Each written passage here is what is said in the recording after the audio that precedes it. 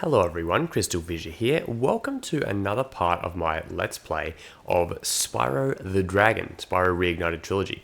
This is my first look at Beastmakers. I have intentionally avoided literally everything about this since launch, apart from the original footage that leaked or that came out. I have intentionally not watched any guides on this. I'm intentionally keeping it completely and utterly unspoiled, and so now I'm finally here, and can I say that I'm off to a good start. This is absolutely gorgeous. I absolutely love this. This might be my favorite look in the entire game so far. Right, am I were I meant to be inverted controls or what? Okay, so one thing you may notice about this is that I'm actually playing it with the new patch, with the new motion blur patch has been enabled, so the new version of it, and as you'll see here as well, subtitles too. Nasty Nork is turning our swamp into an electrified junk heap. And it used to be so beautiful. I'm sure it was. Yeah, as you can see, there are now subtitles in the game, proper subtitles. I mean, obviously there were subtitles in the main, Spyro 2, dialogue boxes and everything like that, but there weren't subtitles in things like major cutscenes and, just dragons and stuff like that. So that's, very important to people that are impaired or, in any way. And so, because I mean, essentially, if you are deaf, you're not going to be able to hear what's going on. We can't hear what's going on in general, unfortunately, but you're also not going to be able to, you've got no idea because there's no subtitles. So I will turn the subtitles off. Spyro, it's great to see you, but I gotta go. Very quick exit there. Yeah, I mean, obviously, yeah, we don't really need them because you probably, I don't think I have any hearing impaired viewers. I mean, I could. That could be a thing. I'm not too sure if it is. I doubt it is, actually. To be honest, it's been a really long time since I actually played this. In fact, I reckon it was, I think I was, had I even got back from Europe, from Japan yet? I don't know. Okay, I feel like, yeah, I'm not doing well with the camera here. Okay, that's the other way, yeah. Okay. Yeah, I'm gonna use the classic, yeah. I'm gonna use classic controls because I constantly get mixed up. But yeah, so this one, in the original one, it looked like, in the original trailer for this, it looked a lot more, I'd say moody in a way. I actually really like this vibe though, probably more than I did in the original one. The original one was super, super blue. This one is a little bit brighter and stuff like that. But you know what, to be honest, I still think it looks absolutely gorgeous.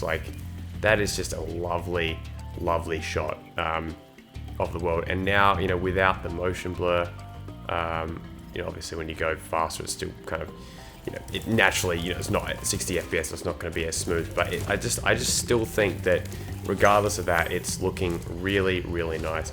Oh god, get scared for that one. Got treetops coming up in a couple parts, but yeah, very happy with the updates. I know that some people aren't entirely happy with them though as well, because I think that there are a couple things that were, they took out a few glitches or something like that, but then a lot of them were still in.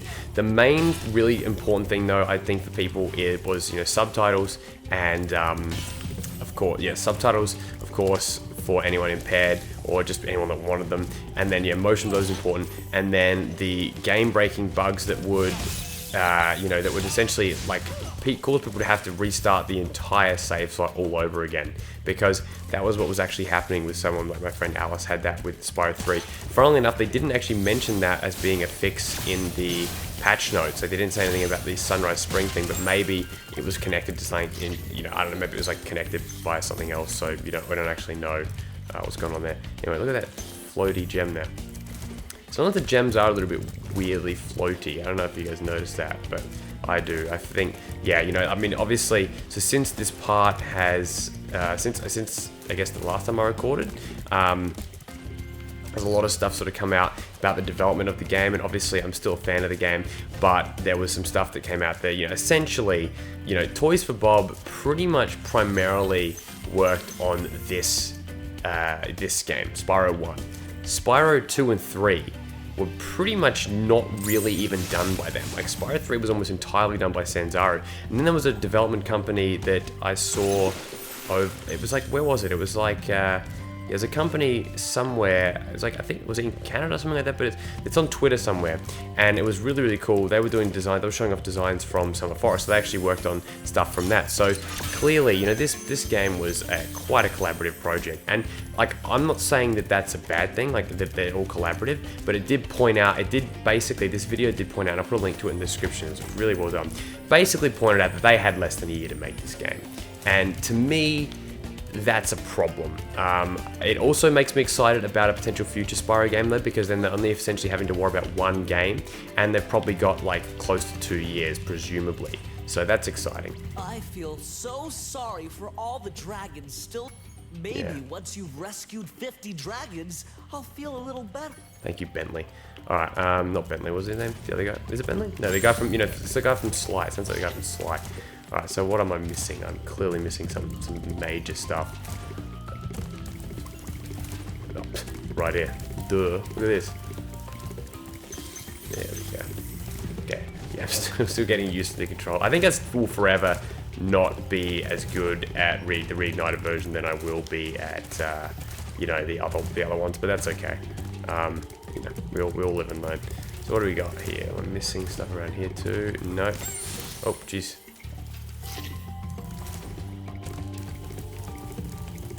This is amazing. I just love this. They need to do, you know, they need to do more like this. It reminds me a bit of Rayman 3 as well, actually. What they need to do, this with Spyro, what was it? They need to do it like, you know, with the next game or something like that. Like some kind of more like levels that look a little bit like this, or loosely inspired by this, because I think it's fantastic. Oh, no shit, I'm forgetting about this. Duh. The Wildfly entrance. Remember there used to be there's a sign behind there in the Japanese version. Hey, I wonder, did this game even come out in Japan? But if it did, I wonder if they'd put the signs back in. Oh, extra lore. Love me some extra lore. Okay, 297. Alright. Where could it be? Oh yeah, we can of course use our friend.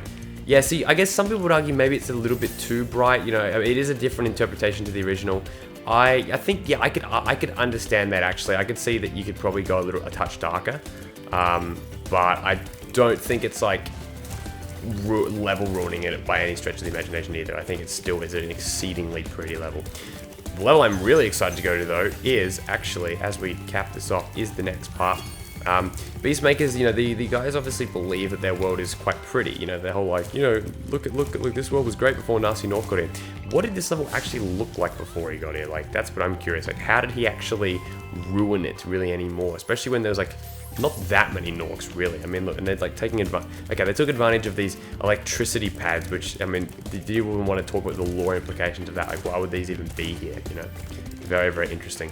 But let's not talk about that anymore. Let's go to Terrace Village. I'm pretty much unspoiled with Spyro 1 here. Like, I barely know much about it, so I'm very excited to see what Terrace Village looks like finally in a full 100% level capacity. Thank you guys so much for the support and everything as well, and I'll be back very soon with more Reignited Trilogy. Goodbye.